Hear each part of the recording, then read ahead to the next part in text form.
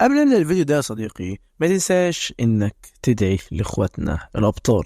اللهم انصرهم، اللهم احفظهم، اللهم ثبت الارض تحت اقدامهم، اللهم كن لهم ولا تكن عليهم، اللهم امين. سريعا كده يا صديقي، لازم تعرف 3 حاجات مهمه جدا. اول حاجه وهي انك لو ما صليتش اي فرض من فروض ربنا النهارده فقوم صلي دلوقتي، لان الصلاه اهم حاجه في الدنيا. تاني حاجه وهي ان السلسله دي ملهاش اي علاقه بسلسله إليان. الحاجه الوحيده اللي بتربط بين السلسله دي وسلسله إليان هما فيلمين هنلخصهم قريب جدا. تالت واخر حاجه، السلسله دي هنلخصها بالترتيب الزمني بتاع الاحداث، مش بتاع نزول الافلام زي ما بنعمل دايما في السلاسل بتاعتنا. فشايف جاهز؟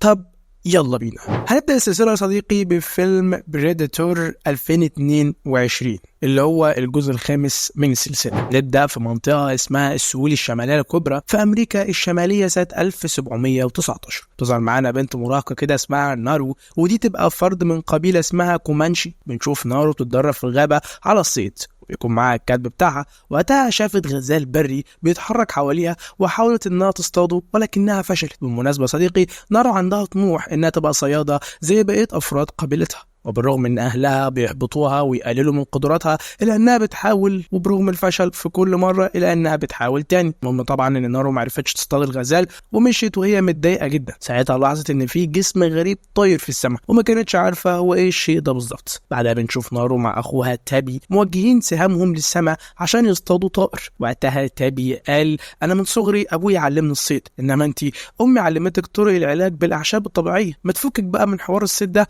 وخليكي في اللي تفهمي فيه احسن. فنارو قالت له: انا واثقه في قدراتي ومش هخلي كلامك يحبطني مهما حصل. بعدها نارو رجعت على الخيمه بتاعتهم وقعدت جنب امها وهي بتعمل وصفه علاجيه بالاعشاب لشخص مصاب في رجليه. ونارو لاحظت ان امها نسيت تحط الزهور البرتقاليه على الوصفه ونبهتها تحطها. امها قالت لها: برافو عليكي، انت شاطره اهو، قومي بقى واطفوا لنا شويه زهور كده برتقاليه من الارض عشان نستخدمها في الوصفه دي. في الوقت ده بيظهر معانا الوحش الفضائي المفترس، وبنشوفه وصل من كوكب تاني ونزل الارض بسفينه فضائيه، وخصوصا يعني نزل في امريكا الشماليه. وبيكون واضح انه ضخم جدا ولكن بيستخدم تقنيه حديثه بالنسبه للوقت اللي هم فيه ده، والتقنيه دي بتمكنه ان يخفي جسمه تماما ويبقى شفاف. بنرجع تاني بقى لنارو وبنشوفها وهي بتقطف الزهور البرتقاليه دي زي ما والدتها طلبت منها. ساعتها بتشوف تابي ومجموعه من اصحابه وهم بيتحركوا في الغابه. اما نارو سالتهم رايحين فين، قالوا لها ان في اسد كان بيطارد بوهي واحنا رايحين ننقذه. وكالعاده نارو صممت انها تروح مع الشباب وتساعدهم في اصطياد الاسد وانقاذ صديقهم بوهي. على الجانب الثاني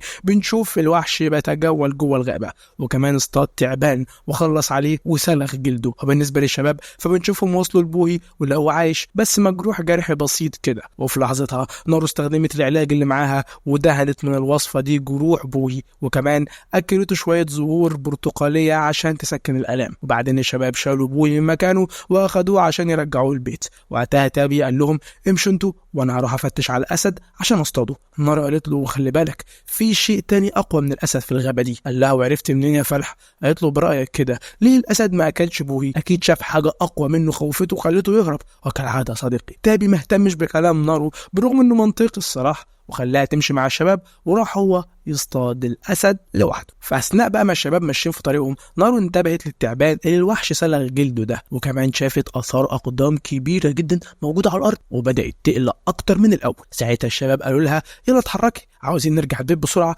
عشان بوي يرتاح. فنارو ورتهم التعبان المسلوخ واثار القدم الكبيره وقالت لهم: في شيء مرعب وضخم في الغابه وانا لازم ارجع انبه تابي. فالشباب سابوها تروح له وبعتوا معاها شاب كده ياخد باله منها. واول لما الشباب وصلوا عند تابي خلاهم استخبوا جنبه من قبل ما نارو تنطق ولا كلمه عشان يراقبوا الاسد. ساعتها نارو قالت له: طول ما احنا قاعدين كده الاسد هو اللي هيصطادنا. وحطت خطه لتابي وقالت له: هنحط للاسد طعمه قريب من هنا وهنستنى فوق الشجره، اول لما الاسد يوصل نقتله. بنلاحظ ان تابي عجبته الخطه وقال لنارو وصديقه يطلعوا هم فوق الشجره وهو يروح يحط الاكل للاسد. وبالفعل هو ده اللي حصل. تابي راح حط الطعم ونارو والشاب اللي معاها قعدوا فوق الشجره. وكالعاده يا ساده الشاب ده فضل يتنمر على نارو ويقول لها لو الاسد ظهر دلوقتي هتموت من الخوف وهاها وكده، دمه ظريف يعني. بس لسوء حظه الاسد وصل فعلا وهبشه من على الشجره وخلص عليه. بعد ما خلص عليه طلع فوق الشجره عشان يهجم على نارو هي كمان، ولكن نارو مسكت الرمح بتاعها بكل شجاعه وبساله وكانت على وشك انها تقتله، ولكنها شافت ضوء غريب في وسط الاشجار وسمعت صوت الوحش وده خلاها اتوترت ووقعت من على الشجره واغمى عليها. واما فاقت لقت نفسها في البيت وامها جنبها. واما سالتها عن تابي قالت لها تابي جابك وانتي مغمى عليكي ورجع تاني عشان يصطاد الاسد. واثناء حديثهم بيسمعوا صوت هتاف وفرحه القبيله. واما خرجوا عشان يشوفوا فيه ايه لقوا تابي رجع ومعاه جثه الاسد. وبسبب الحدث ده القبيله كلها كانت فرحانه بيه وبمهاراته في الصيد. بعد ما خلص الاحتفال تابي حب يجبر بخاطر نارو وقال لها انا عرفت اصطاد الاسد ده بسبب خطتك العبقريه. قالت له سيبك من الاسد دلوقتي، انا شفت في الغابه ضوء غريب وكمان سمعت صوت مرعب. من الواضح ان في كائن غريب مرعب موجود وسطنا وانا مش هرتاح غير لما اصطاده. تابي قال لها تصطاد يا بنت، ده انت اغمى عليك من الاسد. قالت له اتريق براحتك يا عم، بس وعد مني انا هفتش على الكائن ده واصطاده واخلص عليه. وعلى تاني يوم بنشوف نارو خرجت من البيت هي والكلب بتاعها واتجهت للغابه وبدات تتدرب تدريبات قاسيه جدا عشان تثبت للكل انها صياده شاطره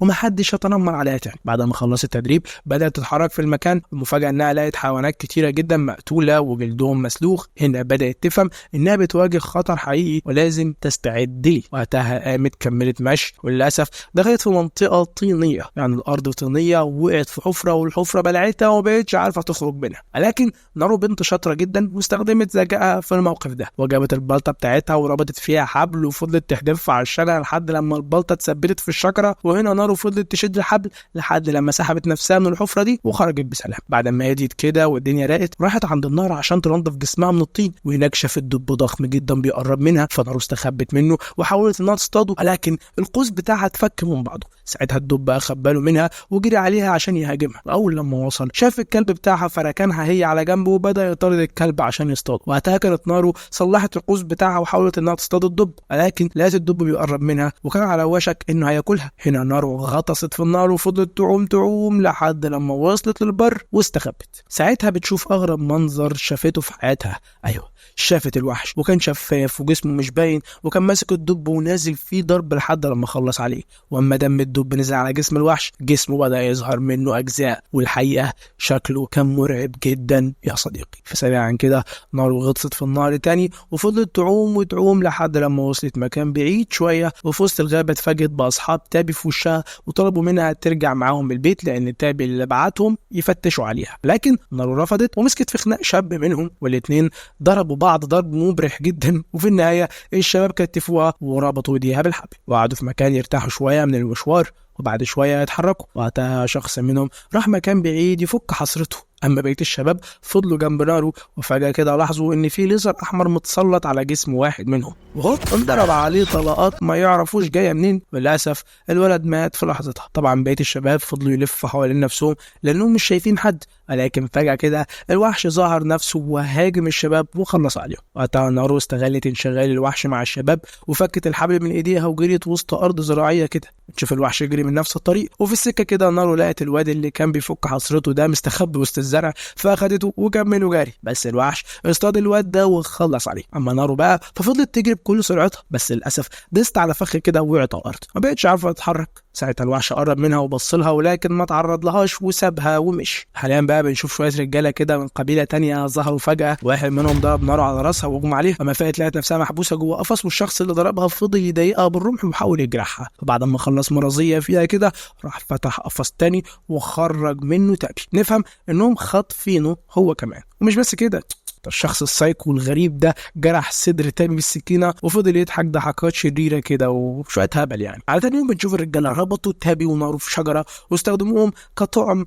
للوحش عشان يستدرجوه وبعدين يخلصوا عليه. وبالفعل يا صديقي الوحش وصل ولكن ما تعرضش لتابي ونارو وكمل في طريقه للرجاله لانهم مسلحين. ولكن قبل ما يوصل لهم داس على فخ ووقع على الارض. هنا الرجاله جريوا عليه وحاولوا يكتفوه لكن الوحش دور فيهم الضرب وفرتكهم حرفيا. ساعتها بنشوف نارو شافت فخ مرمي جنبها وفضلت تسحبه برجليها عشان تقطع بيه الحبل اللي مربوطه بيه هي وتابي. وبالفعل نارو فكر نفسها واخوها وتابي قال لها انا هروح اجيب احصنه عشان نمشي من هنا. ونارو قالت له انا هرجع مخيم القبيله اجيب الكلب بتاعي. وبالنسبه للوحش فبنشوفه خلع المعصم اللي في ايديه وبيكون عباره عن قنبله والمعلم شغالها وساب المكان وهرب. وبالنسبه للرجاله فما كانوش عارفين الجهاز ده عباره عن ايه وقربوا منه يشوفوا ايه ده بالظبط. وللاسف حصل اللي ما كانوش متوقعينه والقنبله انفجرت وكلهم اتفرتكوا. اما نارو فبنشوفها وسط المخيم عشان تجيب الكلب ولكن هجمها كام شخص من القبيله وحاولوا انهم يقتلوها. ولكن يا صديقي نارو قتلتهم بمنتهى الشجاعة وخلصت عليهم، وبعدين قعدت في جنب كده تعالج جروحها بخلطة الأعشاب. ساعتها وصل شخص من القبيلة وبيكون جزء من رجليه اتقطع بسبب الانفجار، طلب منها تعالجه لأنه بيتألم جدا، حتى إنه قال لها خد المسدس بتاعي في مقابل العلاج، وقال لها إن استخدام المسدس أفضل من السهام والرمح وكده يعني. المهم إن نارو وافقت على الصفقة دي وقررت تعالجه في مقابل المسدس، وبالفعل دهنت رجليه بالأعشاب وكمان أكلته شوية من الزهرة البرتقالية عشان تسكن الألم. وقتها الشباب سمعوا صوت خطوات الوحش بتقرب منه. نارو جريت استخبت ورا شجرة، والراجل المصاب فضل نام على الأرض زي ما هو. الغريب بقى ان الوحش كان قدامه وما شافوش. هنا نارو فهمت ان الزهرة البرتقالية فيها شيء بيعزل الرؤية عن الوحش وبيخليه ما يشوفش الشخص اللي استخدمها، وده بيفسر لنا ليه الوحش ما قتلش نارو اما قرب منها من شوية، طبعا لانها بتاكل من الزهرة دي باستمرار وهو مش شايفها اصلا. المهم في الوقت ده يا صديقي بنشوف تابي وصل بالحصان وضرب الوحش على راسه بالرمح، والقناع بتاع الوحش وقع على الارض، والليزر اللي فيه اشتغل بشكل تلقائي وفضل يضرب طلقات على الشجرة. اما تابي فمسك الوحش طحنه حرفيا وسبب له جروح كتيرة جدا، كان على وشك انه يقتله كمان، لكن الوحش اختفى تماما. بعدين ظهر فجأة وطعن تابي من ظهره وخلص عليه. بالنسبة لنارو فهربت من المكان بسرعة وراحت استخبت عند النهر، وهناك شافت الشخص اللي خطفها هي وتابي، وجرح تابي في صدره، فبسرعة كده راحت هجمت عليه ورقدته على الأرض. بعد شوية الراجل ده فاق واكتشف إن نارو قطعت رجليه. طبعا الراجل فضل يصرخ من شدة الألم، فنارو قالت له كان لازم أخليك تتألم زي ما خليت أخويا يتألم، بالمناسبة أنت لسه هيتعمل معاك الصح. وبالفعل بنشوف الوحش وصل المكان وهجم على الراجل ده وفصل راسه عن جسمه. أما نارو فضربت الوحش طلقة في دماغه، وبسبب الطلقة دي القناع وقع على الأرض، وسريعا كده نارو أخد القناع وهربت. حاليا بقى الوحش لقى اثار دم على الارض، ففضل يتتبعها لحد لما وصل عند قدم الراجل اللي قطعها نارو. بنعرف ان ده فخ من نارو عشان تستدرج الوحش، وبالفعل فضلت تضربه وتجري وهو يجري وراها لحد لما وقع في الحفره الطينيه اللي نارو وقعت فيها في اول الفيلم. واول لما الوحش حاول يخرج من الحفره دي بنكتشف ان نارو مثبت القناع بتاعه قدامه، بدا يضرب عليه طلقات تلقائي كده، ودي بتكون نهايه الوحش لان الطلقات دي خلصت عليه في لحظتها. ومع نار يوم جديد بنشوف نارو رجعت قابلتها ومعاها راس الوحش ده، وسلمت زعيم القبيلة المسدس اللي أخذته من الراجل اللي عالجته، وبيكون مكتوب على المسدس اسم الراجل واللي بيبقى اسمه رافاييلو أدوليني، وكمان تاريخ تصنيعه عام 1715. ونارو قالت للزعيم احنا لازم نمشي من هنا ونشوف مكان تاني امان لان المكان هنا بقى خطر. ساعتها بنشوف القبيلة كلها فرحانة بشجاعة نارو وفضلوا يحتفلوا بيها. حد هنا انتهى الفيلم ده. يلا بقى نخش على الجزء اللي نزل سنة 1987. بيكمل الاحداث صديقي بعد اكتر من 270 سنة من الاحداث اللي لسه شايفينها من شوية. تظهر معانا طيارة هليكوبتر بتنقل الرائد داتش والفريق بتاعه لكتيبة عسكرية للجيش الامريكي. اول لما وصل قائد الكتيبة استقبل داتش واخده على مكتبه وقال له احنا محتاجينك في مهمة انقاذ، وده لان يا صديقي داتش ببساطة الرائد في سلاح الانقاذ والمهمات المستحيلة. المهم ان داتش سأله المهمة عبارة عن ايه، قال له طيارة هليكوبتر فيها وزير والمساعد بتاعه اختفت على حدودنا من 18 ساعة، المطلوب منك يا صديقي انك تتجه للموقع ده وتعرف ايه اللي حصل بالظبط. اثناء كلامهم داتش اتفاجئ ان زميله في نفس السلاح زمان موجود في المكتب، وقال له انا اللي رشحتك للمهمة دي عشان عارف انك قدها وقدود. داتش انبسط جدا انه شاف زميله ديلان، وكمان فضل يتريق عليه انه بقى موظف في مكتب بعد ما كان رجل انقاذ قد الدنيا. فديلان قال له لا، ما انا هرجع لايام الشقاوة تاني وهنفذ معاك المهمة دي. وبالفعل داتش وديلان الرجالة اخدوا طيارتين هليكوبتر كده واتجهوا للموقع اللي اتفقدت فيه الطيارة. اول لما وصلوا نزلوا من الطيارات وبدأوا يفتشوا الغابة شبر شبر، وبالفعل شافوا طيارة هليكوبتر وقع فوق اشجار. فسريعا كده الشباب تسلقوا وطلعوا فتشوا الطيارة، ولكن لقوها فاضية، لا الطيار والوزير والمساعد بتاعه موجودين. فالشباب بدأوا ينتشروا في الغابة عشان يفتشوا عليهم، وبنلاحظ ان ديلان وداتش تخيلوا ان الثوار الكامبوديين هم اللي خطفوا الوزير، لان هم في حتة اسمها كامبوديا تقريبا، مش عارف الاسم بالظبط يعني. المهم هم بيتخيلوا التخيل ده بسبب المشاكل السياسية اللي بين الدولتين يعني. المهم ان الشباب فضلوا يفتشوا في المكان، وبنشوف بيلي اكتشف 3 جثث متعلقين في جذوع اشجار، وبيكون جلدهم مسلوخ واحشائهم بره اجسامهم حرفيا. بسرعه كده الفريق كله وصل وشافوا المنظر المرعب ده. بيكون واحد من الجثث لابس سلسله، فداتش قرا اللي مكتوب عليه، كان مكتوب اسم صاحبها جيم هوبر، وده يبقى رتبه في الجيش الامريكي برضه يا صديقي. هنا داتش اخد ديلان على جنب وقال له انتوا بعتوا جيم وفريقه هنا ليه، وايه كانت مهمتهم بالظبط؟ قال له والله يا اسطى ما اعرف. قال له لما انت مش عارف امال مين اللي بعته؟ قال له علمي علمك يا صاحبي. المهم ان داتش والرجاله قعدوا على جنب كده يفكروا هيتصرفوا ازاي، وقتها ملاحظ ان في كائن كده بيراقب الرجاله من بعيد وبيكون شايفهم زي مجسمات كده لانه مش بيشوف زينا احنا البشر. وقتها بنشوف الرجاله بداوا يتحركوا في عمق الغابه عشان يكملوا مهمتهم لحد لما وصلوا عند معسكر الثوار، وهناك لقوا الثوار محتجزين عسكري امريكي، وواحد من الثوار ضربه طلقه في دماغه وخلص عليه. وقتها داتش الدم غلي في عروقه وقرر ياخد حق الجنود اللي اتقتلت دي، وبالفعل حط الخطه ووزع الشباب كل واحد في موقعه. وبنشوف ماك وبلاين اصطادوا 2 من الرجاله اللي واقفين حراسه على اطراف المعسكر. وقتها داتش قدر يقتحم المكان بكل سهوله وحط قنبله جوه عربيه مركونه على جنب كده وقام رميها داخل المعسكر. في نص المعسكر وسط كل الناس القنبله بوم انفجرت، وخايف في سكتها عدد كبير من الثوار واللي اتبقوا منهم بدأوا يضربوا نار. وداتش وفريقه هم كمان ضربوا نار، واستمر تبادل ضرب النار بينهم وقت طويل لحد لما بنشوف الثوار كلهم ماتوا الا بنت واحده اسمها أنا، ودي حاولت تقتل داتش ولكن ضربها بقوه واغمى عليها. بعد ما الدنيا هديت كده داتش سأل ماك اذا كانوا لقوا الوزير والمساعد بتاعه ولا لا، فماك قال له لقيناهم ولكن اتضح انه من جهاز المخابرات مش وزير ولا حاجه، حتى كتير من اللي قتلناهم كانوا جنود روسيين. واضح كده ان في لعبه كبيره بتحصل هنا احنا ما نعرفش عنها اي حاجه. طبعا داتش سمع الكلام ده واتعصب جدا وراح واجه ديلان وقال له انت كدبت عليا وقلت لي انقذ وزير، وانت اصلا جايبني هنا اختال جنود تانية، انت مش عارف ان انا مش بقوم بالمهام المشبوهه دي. ديلان قال له الفتره الاخيره كانت بتحصل اجتماعات بين الثوار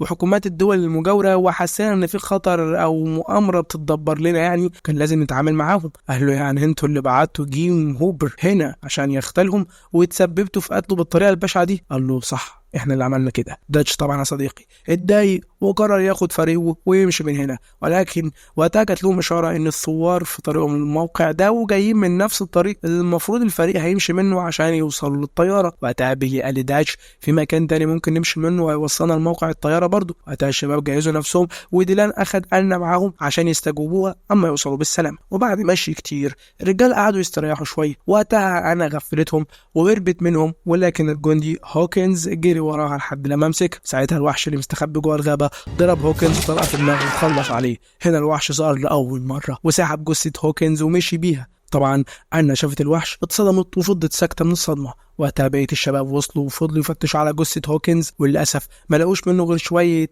أحشاء. ساعتها داش سأل أنا مين عمل فيه كده؟ قالت له الغابة حية وهي اللي قتلته. قال لها وحياة أمك ما تقولي كلام يخش العقل وليه أنت؟ فالبنت سكتت لأنها ما عندهاش إجابة لأن اللي شافته مش طبيعي أصلا. هنا ديلان قال لهم بس أنا عرفت مين قتل هوكنز، دول أكيد الثوار والبنت دي هي اللي دلتهم علينا. داتش قال له لا لأنهم ما سرقوش سلاحه ولا الذخيرة بتاعته، والموضوع شكله أكبر من كده بكتير. ومن تاني وزع الفريق كل واحد في اتجاه عشان يفتشوا ويعرف مين عمل كده. بنشوف الوحش ظهر لبلاين وضربه طلقه فرتكت صدره حرفيا، واللي كان قريب من بلاين وشاف الوحش وهو بيقتله هو ماك، وجري بسرعه ناحيه الوحش وضرب عليه نار كتير جدا. عامه الوحش اتصاب اصابه خفيفه كده ودمه سال على ورق الشجر ودمه كان لونه اخضر، واللي شافت منظر الدم ده هي أنا. وقتها داتش وبقيه الفريق وصلوا وساعدوا ماك في ضرب النار. بعد ما خلصوا نص الذخيره راحوا يفتشوا على الجثه ولكن ما لقوش حاجه. فسألوا ماك هو شاف ايه بالظبط؟ قال لهم شيء شكله بيتغير زي الحرباية كده. طبعا داتش بدأ يحس بالخطر وأمر الرجالة يحوطوا المكان بمتفجرات وألغام لتأمين المكان. وقتها بنشوف الوحش قاعد فوق شجرة ينظف جرحه، المرة دي ظهر بشكله الحي، بيكون عملاق جدا ولابس قناع على وشه. ونرجع تاني للشباب وبيكونوا أمنوا نفسهم وقاعدين مستنيين الوحش يشرف. ولكن على بالليل يا صديقي اكتشفوا ان جثة بلاين اختفت وتوقعوا ان الوحش هو اللي اتسلل وسرقها من غير ما حد يحس. وعلى تاني يوم داتش كان هيتجنن ازاي الوحش عدى مع المتفجرات من غير ما يحسوا، وبعدين فكر شويه كده واكتشف ان الوحش بيتنقل عن طريق الشجر. فبسرعه راح لأنا وسألها عن شكل الوحش اللي شافته، فالبنت قالت له نفس الوصف اللي قاله ماك، وقالت له لما ماك ضرب النار انا شفته نزف دم. داتش قال لها طالما بينزف دم ده معناه انه بيتأثر وممكن يموت. وبالفعل داتش والفريق نصبوا فخ تاني وانتظروا الوحش يظهر، ولكن الوحش فاجئهم وطلع من تحت الارض وفضل يضرب نار بشكل عشوائي، والنار بتاعته مش طلقه عادي، دي زي سلاح اشعاعي كده يا صديقي. المهم ان الجندي بونش وهو بس اللي اتصاب، اما الوحش فعمل النمره دي وهرب بسرعه، فمجر وراه عشان يخلص عليه. وقتها ديلان حس انهم بجد في خطر، فقال لداتش خد فريقك وروح على الطياره وانا اروح اجيب ماك واجي لكم. وبالفعل داتش اخذ بونشو وبيلي وانا ومشوا من المكان اما ديلان، فبنشوفه راح يفتش على ماك، فماك كتم صوته وهما الاثنين استخبوا. وماك قال له انا مستني الوقت المناسب عشان اقتل الوحش. وقتها بنشوف الوحش قاعد على شجره قدامهم، فديلان حط خطه لماك وقال له انت هتتسلل لحد عنده بكل هدوء وانا هروح له من اتجاه تاني عشان نحاصره ونخلص عليه. وبالفعل يا صديقي الشباب نفذوا الخطه دي، لكن الوحش عرف مكان ماك وراح خلص عليه. اما ديلان ففضل يضرب نار على الوحش، بس الوحش ضربه طلقه قطعت له ايديه وبعدين هجم عليه. ساعتها ماك صرخ صرخه قويه جدا سمعها داش واللي معاه. بيلي ما قدرش يخرج من الغابه من غير ما ياخد حق زمايله رفض يكمل في طريقه للطياره وراح يواجه الوحش، وللاسف حصل اللي كلنا متوقعينه والوحش خلص عليه. وقتها داتش وبونشو وانا سمعوا صوت صرخته ووقفوا مكانهم وسط قلق وخوف شديد. فجاه كده الوحش ظهر للشباب وخلص على بونشو. ساعتها داتش قال لأنا اهرب بسرعه، اما داتش فضل يجري والوحش وراه لحد لما وصل عند اطراف التل ونط جوه النهر. وبعد شويه عوم كده داتش خرج من الميه وجسمه اتبهدل من الطين. ساعتها الوحش خرج من الميه هو كمان وفضل يفتش على داتش، ولكن ما قدرش يتعرف على مكانه لان الطين اللي على جسم داتش حجب عنه الرؤيه. واما ما قدرش يعرف مكانه اخد بعضه ومشي. بالنسبه لداتش بقى فما اتاكد ان الوحش بعد عنه، اما عمل شويه افخاخ كده وعلى اخر اليوم جاب شويه طين ولطخ بيهم نفسه، وبعدين ولع شعله نار وصرخ صرخه قويه عشان يجذب الوحش ليه. وبالفعل الوحش وصل بالسلامه وبدا يفتش على داتش، ولكن داتش كان مستخبي وبيراقبه من بعيد. وهوب حدف عليه سهم والوحش اتصف بطن، عشان كده الوحش بدا يضرب نار بشكل عشوائي وفي كل مكان، ولكن داتش تفادى كل ده وبقى يتنقل من مكان لمكان وقام حدف سهم تاني على الوحش. ساعتها صديقي الوحش اختفى، ولكن دمه كان موجود على الارض، فبالتالي داتش تتبع اثار الدم عشان يوصل له. واول ما وصل الوحش ضرب نار تاني، عشان كده داتش نط في النار عشان ينقذ نفسه. واما طلع من النار كان جسمه نضف من الطين، والوحش شافه بكل سهوله وهجم عليه وضربه ضرب عنيف جدا. المره دي يا صديقي الوحش قرر يتعامل مع داتش بايديه واستغنى عن الاسلحه، وكمان شال القناع من على وشه. وبنكتشف يا صديقي ان شكله مخيف ومرعب جدا. وبس يا سيدي الوحش مسك داتش فرمه حرفيا، وبرده داتش ضربه كتير، بس ده وحش يا جدعان المفترس مفيش ضربه يأثر فيه. المهم ان داتش فضل يستدرجه لحد الفخ اللي كان عامله، وبالفعل الوحش راح وراه وهوب داتش شد الحبل كده وحدف عليه جذع شجره ضخمه جدا.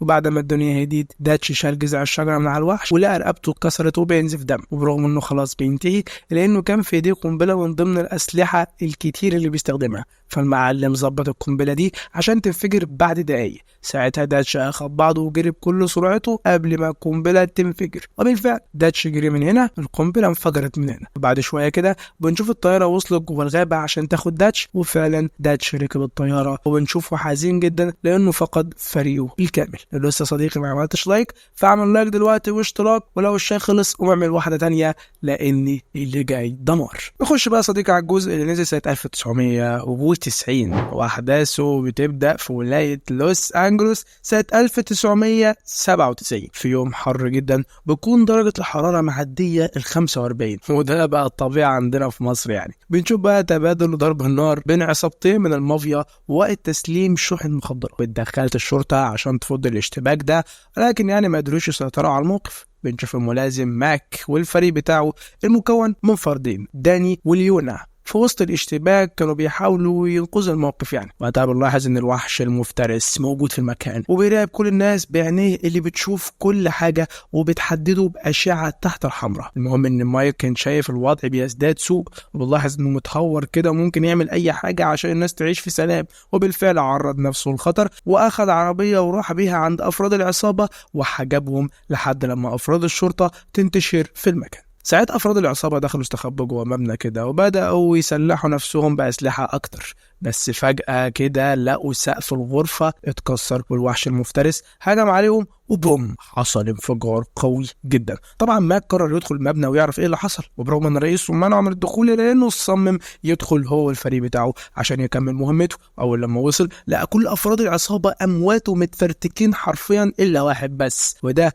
هرب اول لما شاف مايك، ولكن مايك فضل وراه لحد لما طلعوا فوق السطح. وهناك الواد الماضي شاف الوحش واقف قدامه وجات له حالة من الذعر، فضل يضرب نار عشوائي. ساعتها مايك تخيل ان الواد بيضرب عليه، قام هو كمان ضربه بالنار وخلص عليه. وفي اللحظة دي مايك شاف الوحش بيتحرك، وبما ان الوحش كان ظاهر بشكله الشفاف فمايك تخيل انه بيتهيأ له وان اللي شافه ده مش حقيقي، وكمل شغل عادي وبدأ يوزع الشباب يفتشوا على بقية افراد العصابة. وقتها وصل موقع الحادث القائد فيل، وكان باين عليه انه متعصب ومتضايق من مايك، وقال له انت عصيت الاوامر ودخلت المبنى وانا جاي لك لحد هنا عشان اقول لك القضيه دي ما تخصكش واللي هيحقق فيها جهاز المخابرات الفيدرالي. بعدها بنشوف مايك في مكتب الرئيس بتاعه، والرئيس كان بيبلغه انه لازم يبعد عن القضيه دي عشان ما يجيبش لنفسه المشاكل. وقتها دخل عليهم بيتر كاس عميل من المخابرات الفيدراليه، قدم نفسه لمايك وقال له من هنا ورايح هنبقى اصحاب لحد لما نحل القضيه دي. اول لاحظ الصديق ان مايك كان متضايق جدا ان تم استبعاده من القضيه، فبالتالي قابل بيتر مقابله وحشه جدا وسابه وخرج من المكتب وراح على مكتبه.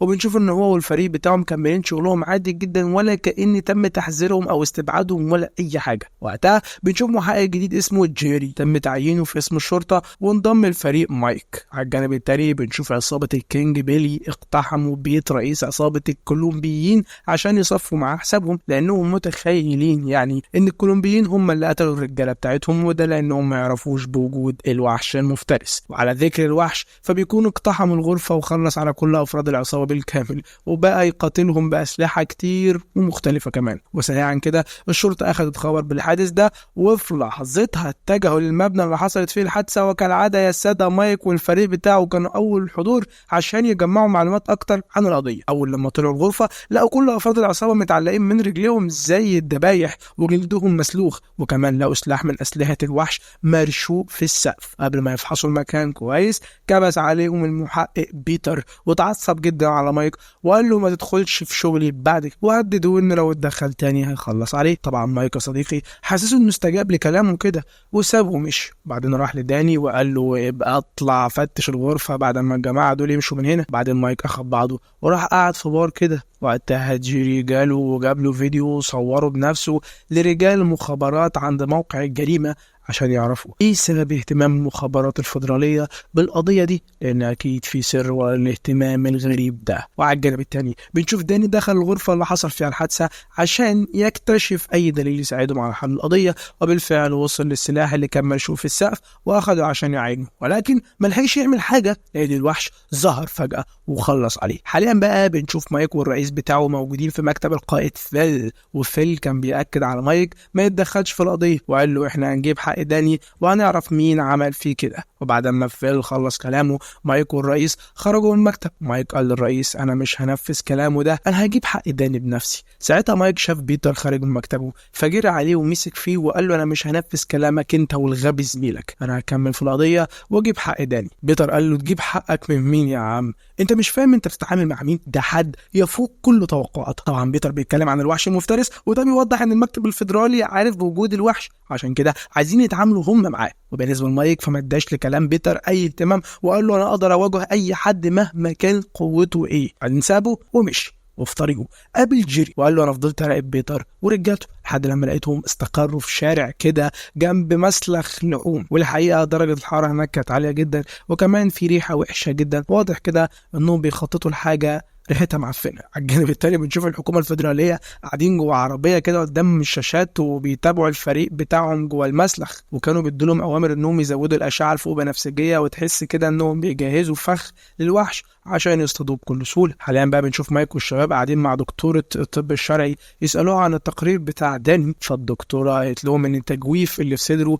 مش بسبب طلق نار ولا حاجه، ده اتضرب بماده انا ما اعرفهاش اصلا. هنا مايك ادالها السلاح اللي داني جابه من سقف الغرفه ساعه ما اتقتل وقال لها حلليه شوفي مصنوع من ايه، فالدكتوره حللته وبرده ما عرفتش مصدره ايه. وبعد ما مايك خرج من عندها لقى عربيه وقفت قدامه فيها اشخاص كتير وقالوا له اركب معانا لان كينج بيلي عايز يقابلك. وبالفعل يا صديقي مايك ركب معاهم ووصل للكينج بيلي وقال له انا عارف ان مش انت اللي قتلت داني لانه اتقتل بسلاح مش معروف هو ايه بالظبط، وتقريبا كده اللي قتله هو نفسه اللي قتل رجالتك. بيلي قال له هو انا جايبك هنا عشان كده، عشان اقول لك ان اللي قتل رجالتي والراجل بتاعك حد مجهول، بس انا بقى عرفته. مايك قال له ده يبقى مين بقى ان شاء الله؟ قال له انا قريت تعويذه كده وعرفت ان القاتل يبقى جن من العالم السفلي. طبعا مايك يعني ما صدقش الكلام العبيط ده، وحس ان الراجل ده عبيط فعلا وسابوه مشي. وقتها بنشوف الوحش ظهر للكينج بيلي وفصل راسه عن جسمه عشان هو بيزرط كتير الصراحه. وعلى تاني يوم بنشوف مايك بيتكلم الفريق بتاعه من كابينه في الشارع. سأل جيري اذا كان جمع معلومات عن بيتر ولا لا، فجيري قال له طبعا جمعت معلومات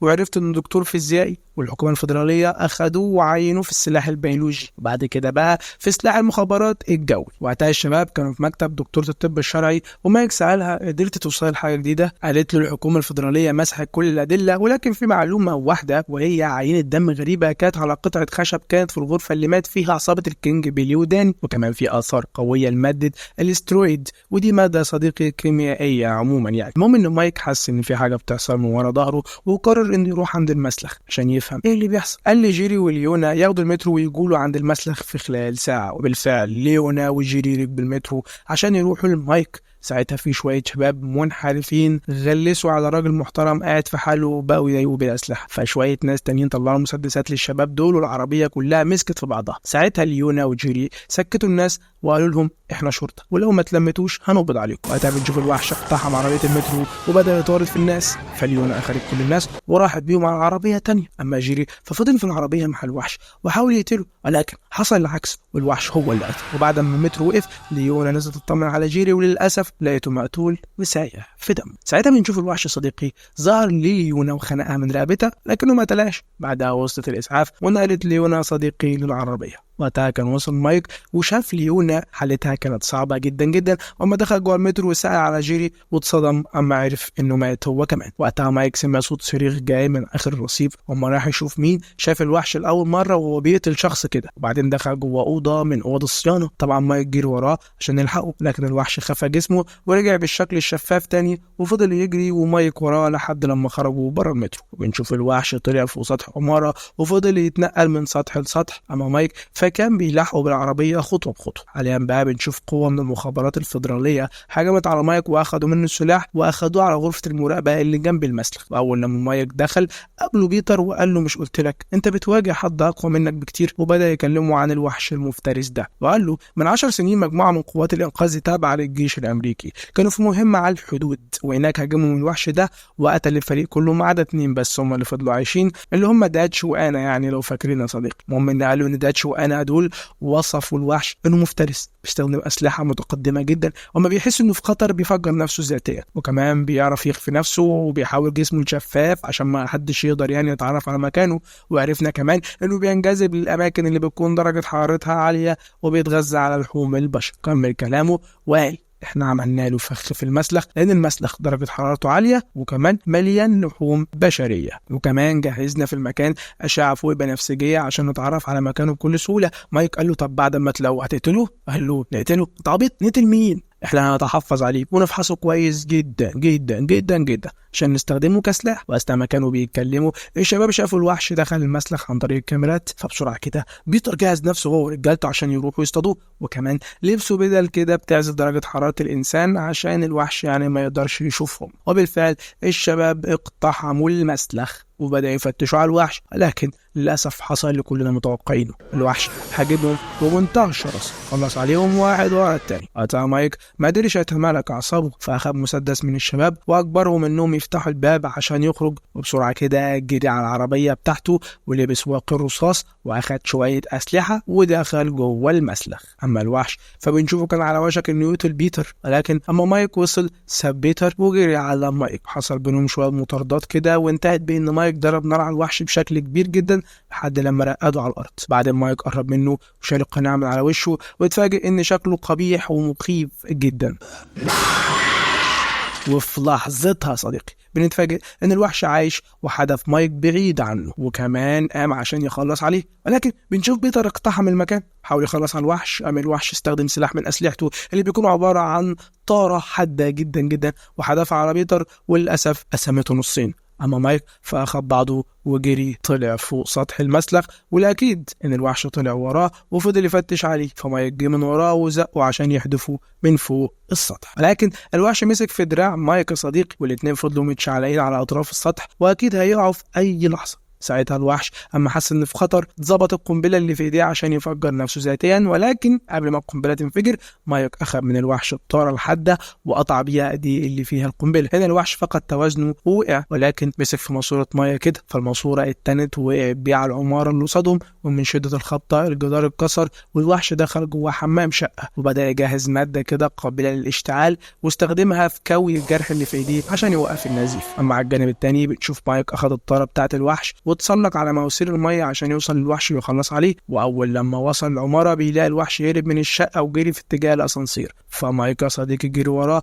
واتشعبط في حبل الاسانسير ونزل لعمق كبير، وتحت لقى حفره ضلمه وما كانش قدامه حل غير انه ينط فيها. اول لما دخل لقى نفسه زي ما يكون كده في كهف موجود فيها هياكل عظميه لوحوش من نفس الفصيله. ساعتها بنشوف الوحش ظهر فجاه وهجم على مايك بالضرب، فمايك طعنه بالطاره الحاده في صدره لحد لما خلص عليه تماما. الكارثه بقى ان لقى اكتر من 20 وحش ظهروا من العدم وكلهم اتجمعوا حواليه. هنا مايك فهم انه كده خلاص هيتقتل، يعني هيتقتل. ولكن يا صديقي اللي حصل كان اغرب من الخيال. الوحوش دي اخدوا جثه الوحش اللي اتقتل واختفوا بمنتهى الهدوء، وفي وحش منهم قبل ما يختفي ادى مسدس لمايك وقال له خده ده ليك. والمسدس ده يا صديقي يبقى هو نفسه مسدس رافاييلي ادوليني اللي تاريخ تصنيعه كان سنة 1715 زي ما شفنا في احداث اول فيلم لخصناه في الفيديو. وتقريبا الوحش اهداه لمايك لانه شجاع زي نار وكده. وبعد اختفاء كل الوحوش مايك لاحظ ان كل ابواب الكهف بتتقفل، فبسرعه كده خرج من الباب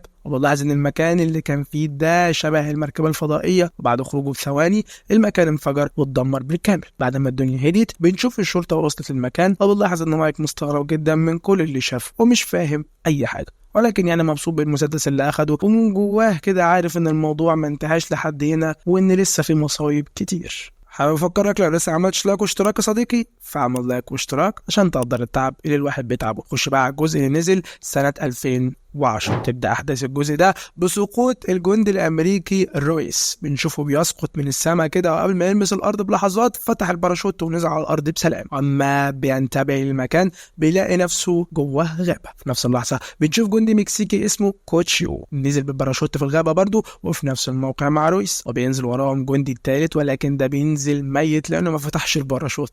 ساعتها الشباب اتفاجئوا إن في حد بيضرب عليهم نار من ورا الأشجار، فبسرعة كده رويس فضل يتسلل لحد لما راح ثبت الجندي اللي بيضرب نار ده وقال له انا مش عدوك عشان تهاجمني. وبالفعل الجندي وقف ضرب. نعرف ان هنا ان الجندي يا صديقي روسي واسمه نيكولاي. واما رويس ساله انت جيت هنا ازاي؟ قال انا كنت في حرب في الشيشان وكنت راكب طياره، وفجأة كده شفت ضوء قوي وغريب، ومن بعدها مش فاكر ايه اللي حصل. والغريب ان كوتشيو قال ان حصل معاه نفس الكلام، وكذلك رويس كلهم كانوا في مهمات عسكرية والمهمة كانت في طيارة وفجأة اترموا في الغابة ومش عارفين ايه السبب، وكده قلة ادب. واثناء ما كانوا بيتكلموا اتفاجئوا ان ايزابيل الجندية الامريكية واقفة قدامهم وموجهة السلاح في وشهم وسالتهم هم مين. فالشباب قالوا لها احنا ما نعرفش جينا هنا ازاي او الغابة دي موقعها فين. ردت ايزابيل ان هي كمان حصل معاها نفس اللي حصل معاهم، وقالت لهم احنا مش هنا لوحدنا، انا شفت ناس تانية. فرويس قال لها خديني اليوم يمكن افهم منهم ايه اللي بيحصل بالظبط. وفي طريقهم قابلوا اتنين بيتخانقوا مع بعض وهما السجين ستانز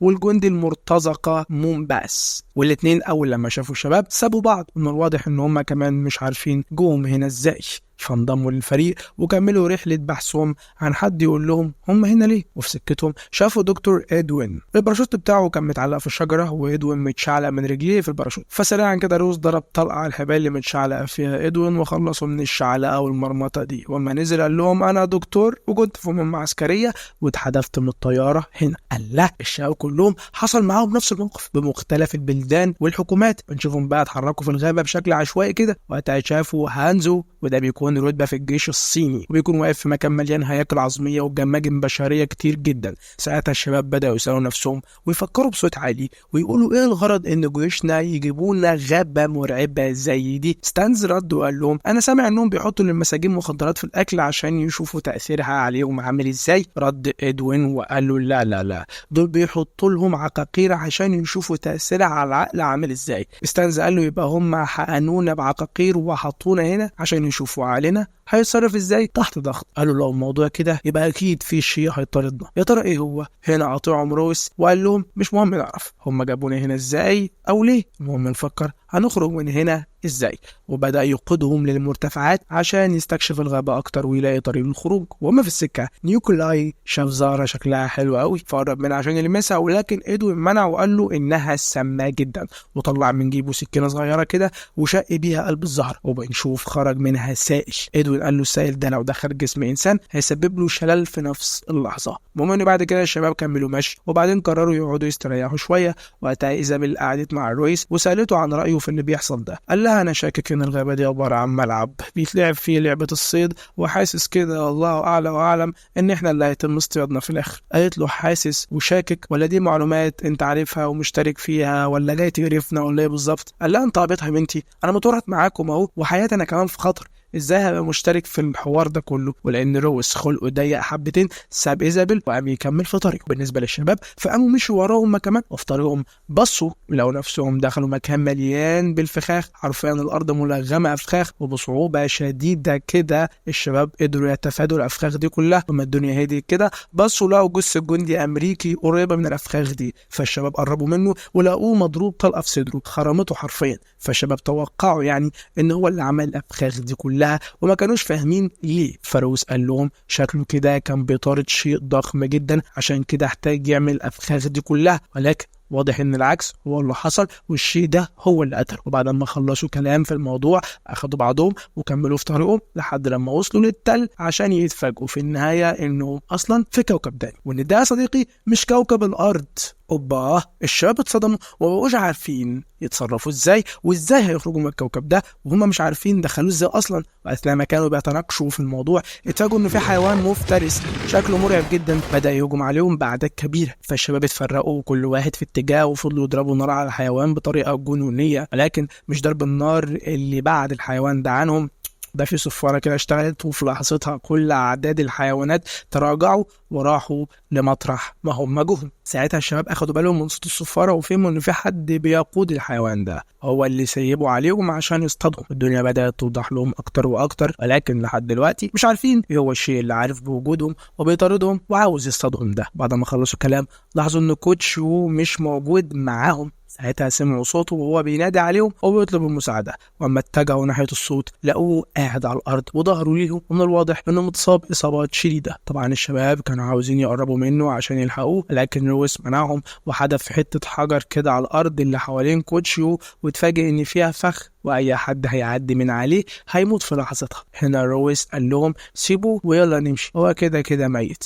وبالفعل الشباب خافوا على نفسهم ومشوا مع رويس. اما ايزابيل فضربت كوتشيو طلقه كده وخلصت عليه عشان ترحمه من الالم ده. وبعد ما اتحركوا شويه رويس شاف على الارض اثر اقدام الحيوان المفترس اللي هجم عليهم من شويه، وفهم ان المكان ده هيقود للملك اللي بيملك الغابة وبيتحكم في كل شيء فيها. فاقترح على الشباب يمشوا من الطريق ده على الاقل عشان يعرفوا عدوهم ده شكله ايه وقدراته عامله ازاي. المهم ان الشباب مشوا لحد لما وصلوا لمكان مليان حيوانات مقتوله ومسلوخ جلدها. هنا بيظهر الوحش المفترس اللي احنا عارفينه وبيكون مربوط في الشجره. اما الشباب قربوا منه لقوا شكله مرعب جدا، وللاسف مومباس داس على فخ ومات في لحظتها. اما بقيه الشباب فضربوا نار على الوحش بشكل عشوائي، فالوحش بدأ يضرب عليهم نار، عشان كده الشباب اضطروا يجروا من قدامه قبل ما يخلص عليهم، وفضلوا يجروا مسافة طويلة لحد لما وصلوا عند أطراف التل وهوب وقعوا في النار. وقتها وبسبب صوت ضرب النار بنشوف مجموعة من الوحوش بدأت تتحرك في وسط الغابة وانطلقوا يفتشوا على الشباب. أما الشباب فبعد ما طلعوا من النار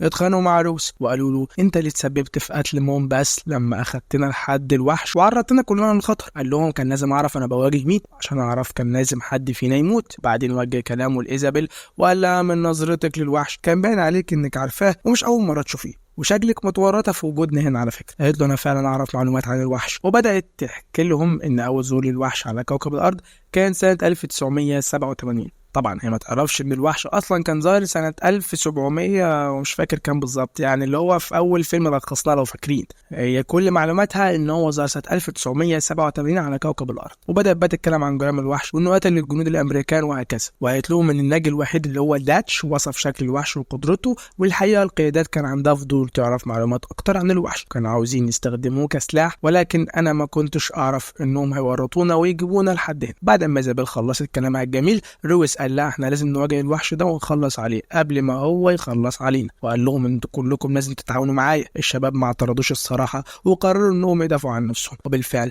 نصبوا شويه افخاخ حواليهم وقعدوا يستنوا الوحش يهل عليهم، ولكن اكتشفوا ان في وحش بيحوم حوالين المكان بس ما قربش منهم لانه عارف ان في فخ. فالشباب قرروا انهم يخلوا الدكتور ادوين طعم من الوحش، وبالفعل ادوين طلع يجري وسط الغابه والوحش جري وراه. هوب اذا بالضرب الطلقه على الوحش وخلصت عليه. هم قربوا من الوحش لقوه صغير كده وفهموا ان في منهم اعداد كبيره. الغريبه بقى ان اذا لقت الطلقه اللي ضربتها جت في جذع الشجره وما جاتش في الوحش اصلا. لا طب مين اللي قتل؟ هقول لك يا صديقي. هم فجاه كده ظهر لهم شخص لابس قناع الوحش. هو كان متخفي، اول لما شال القناع ظهر عادي، وبنعرف ان اسمه نولاند، يبقى جندي امريكي عايش على الكوكب ده من فتره طويله. نعرف ان هو اللي خلص على الوحش دلوقتي، وقال له من وقت ما وصلتوا هنا وانا شامم ريحتكم المعفنه وسمعت صوتكم. خلوا بالكم الوحوش هم كمان بيسمعوا الاصوات العاليه وبينجذبوا ليها وبيشموا الريحه الوحشه. انا بهزر وما قالش بيشموا الريحه الوحشه دي. المهم بعد ما خلص كلام اخذ الشباب معاه وراحوا على المكان اللي عايش فيه، وبيكون عباره عن مركبه فضائيه متهالكه وقديمه جدا. واول لما وصلوا الشباب سالوا نولاند هو عايش هنا من امتى؟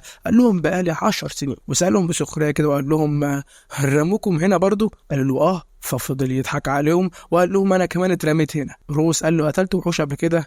ياه قتلت كتير، بس خلي بالك الوحوش هنا نوعين زي الكلاب والذئاب كده، تحس انهم شكل بعض بس كل واحد فيهم فصيلته مختلفة. فيهم القوي بيستقوى على الضعيف، وفي حرب دايرة بينهم من سنين وبيخلصوا على بعض. وقال لهم ان شغلتهم في الحياة هي اصطياد البشر، وان عندهم سفينة فضائية بيستخدموها في التنقل من الكوكب في موسم الصيد. الحقيقة نولاند ما وضحش سبب اصطياد الوحوش للبشر ايه، ولكن هنفهم بيصطادوهم ليه كمان شوية. المهم ان رويس قال له السفينة دي مكانها فين؟ قال له قريبة من هنا. وقال انا عمري ما حاولت اركب السفينة بتاعتهم واعرب لان ما بعرفش اسوقها اصلا، وعشان كده انا تقبلت الامر الواقع وعايش والسلام وخلاص. بعد ما خلص كلامه قال لي الشباب انا اقوم انام شويه عشان تعبان. وقتها صديقي بنشوف ايزابيل وروس قعدوا يدردشوا مع بعض شويه كده، وايزابيل قالت له تفتكر ليه تم اختيارنا لعمليه الصيد دي؟ جايز عشان احنا كمان وحوش مفترسين في عالمنا احنا. طب تفتكر احنا هنقدر نخلص على الوحوش ولا هم اللي هيخلصوا علينا؟ قال لها انا مش ناوي اكمل اللعبه دي، انا هاخد السفينه الفضائيه وامشي. قالت له وانت هتعرف تسوقها؟ قال لها لا، انما هلجأ للوحش اللي كان مربوط في الشجر، وبما ان في فصيله تانية اقوى منه وعدوه ليه